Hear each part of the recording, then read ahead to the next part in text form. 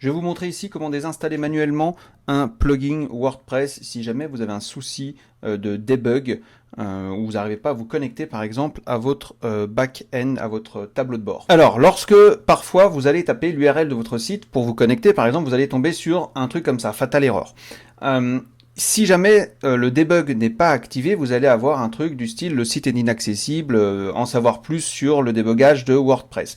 Dans ces cas-là, je vais tout de suite vous montrer ce qu'il faut faire. Donc soit vous avez votre client FTP préféré, donc soit CyberDoc, soit Faiza, soit vous allez sur cPanel, c'est exactement la même chose. Et l'idée, ça va être de rentrer dans les fichiers en fait du site.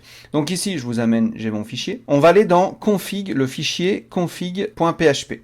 On va l'éditer, on va chercher commande F ou contrôle F, on va chercher debug, d'accord, ici, et vous allez trouver la ligne define WP debug, ok.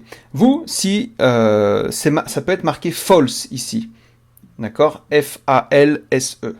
Si c'est le cas, vous le supprimez et vous écrivez true à la place, ok. Ensuite, vous enregistrez les modifications, c'est tout.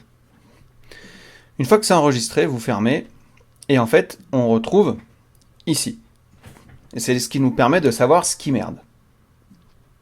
Donc ici, on voit, donc il y a plein de baratins. On voit que ici, il y a 2-3 trucs qui merdent au niveau Gutenberg, donc les WP-Content, le plugin, c'est Gutenberg qui merde, d'accord. Donc on va aller le désactiver, ok, pour l'instant. Il y a 2-3 erreurs. Ensuite, c'est pareil, ici, include function.php, etc. Donc on va voir ce que ça va se passer au moment où je vais désactiver, on va essayer de désactiver ici Gutenberg, ok.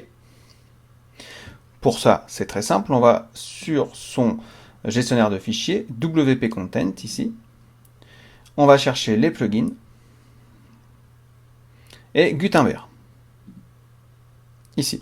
A priori, c'est lui qui pose souci. Donc, ce qu'on va faire, on va, clic droit, renommer. Et moi, je vais mettre -BKB. Ok, ça c'est pour me souvenir que je le désactive. Ok. Rename file, et normalement, ça le désactive. Ok. Maintenant, on va voir ce que ça fait ici. Si je réactualise, vous voyez, mon site fonctionne. Donc, il y avait une merde ici.